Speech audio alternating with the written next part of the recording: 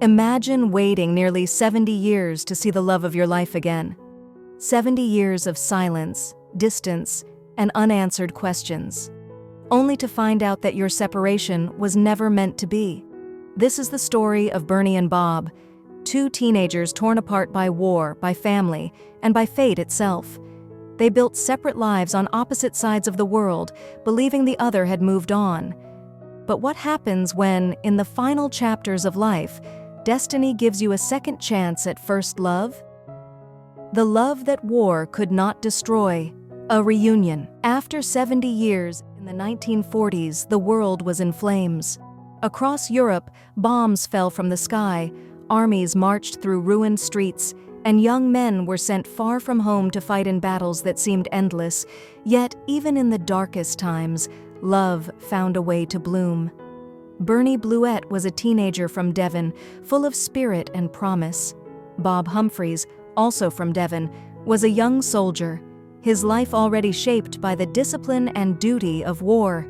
Their paths had crossed briefly as children, but it wasn't until they grew into young adults that destiny brought them together again. When Bob returned home on leave, their connection deepened quickly. They laughed together, exchanged long looks that spoke louder than words, and built a bond strong enough to withstand the chaos around them.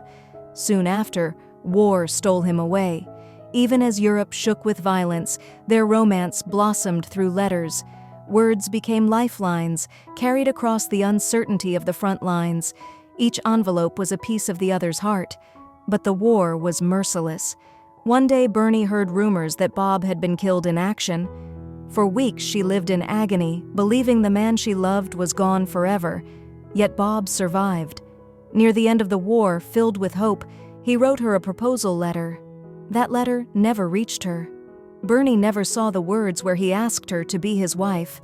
Her parents, disapproving of the match, intercepted the message. Bob, receiving no reply, assumed Bernie had turned away from him. Bernie, waiting in silence, thought Bob had left her for someone else. Their love story, once so full of promise, collapsed under the weight of miscommunication and parental interference. "It was devastating," Bob would later recall. "We thought the other had gone off with someone else. We had no choice but to move on, and so they did." Bernie eventually married a New Zealand airman, moving across the world to build a family and a new life. Bob also married, raising children of his own in England. Both had long, fulfilling marriages, both were widowed, and both never truly forgot that first love. "It was first love," Bob said softly, decades later. "The kind of love you never forget." The long silence and the call that changed everything. For decades they lived separate lives, separated by oceans, marriages, and time itself. Bernie raised 3 children in New Zealand. Bob raised 2 in England. They became parents, then grandparents. Yet the memory of that youthful love remained, tucked away in the quiet corners of their hearts. Then, in 2008, fate intervened once more. Bob's relatives, while researching their family tree, stumbled upon Bernie's name. A connection was made, and soon Bob had her phone number.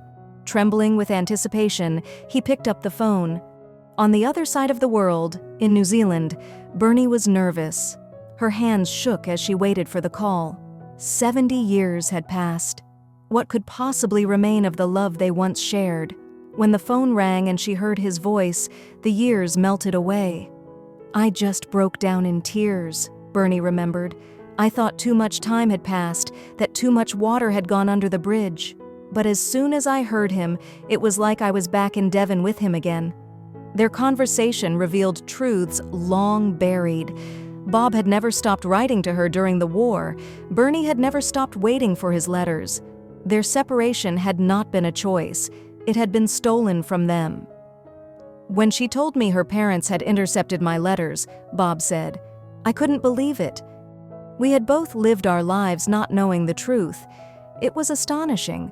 She didn't know half of what happened, and I didn't know the other half." Later that year, Bernie traveled to England for a holiday. She arranged to see Bob again. It had been almost 70 years since they last stood face to face. She worried she might not recognize him. Would time have changed him beyond recognition? Would their connection still exist? But when she stepped out of the car and saw him standing there, her heart knew. "I didn't see an old man," Bernie said. "I saw the young soldier I had loved." She rushed forward, hugging him so tightly she nearly knocked him over. In that moment, decades dissolved. The love that had once been stolen returned with force, as if it had been waiting patiently all along. Though they only had 24 hours together before Bernie returned to New Zealand, the encounter left her shaken. As she left, she whispered to her son, "I'm leaving the love of my life behind." Together, at last, 3 years later, in 2011, a devastating earthquake struck New Zealand. For Bernie, it was not just a natural disaster. It was a moment of clarity. Life was too fragile, too uncertain to waste. Bob's words echoed in her mind. "I don't know why you stay there." So she made a decision that would change her life forever. With her children by her side, she boarded a plane to England. When they arrived, her children drove her directly to Bob's home in Somerset. They knocked on the door and, with smiles and tears, simply said, "Here she is." From that moment on, they were inseparable. Living together in the quiet village of Paulet, they rediscovered not only the love of their youth, but the companionship of old age. They shared meals, laughter, and memories.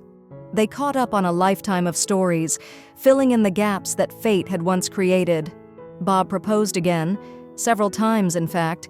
At first, Bernie said no, thinking marriage at their age was unnecessary. But the truth was undeniable. She wanted to be with him, completely and officially.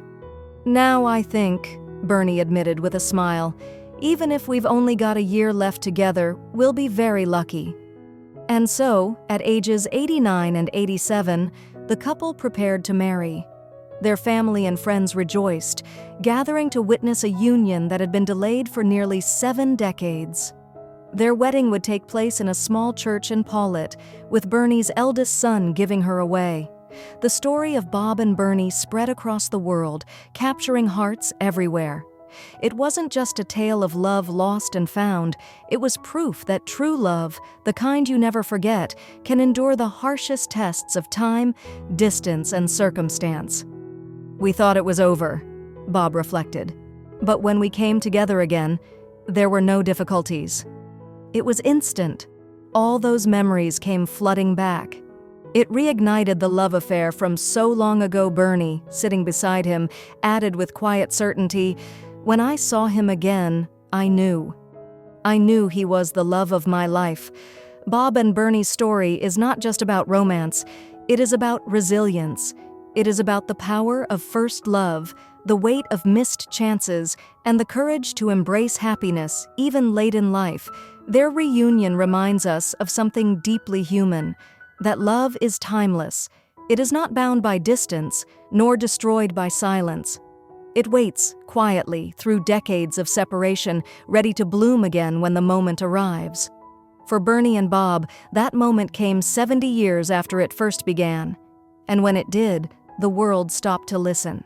Because sometimes, the greatest love stories are not the ones that begin perfectly, but the ones that, despite everything, find their way back home.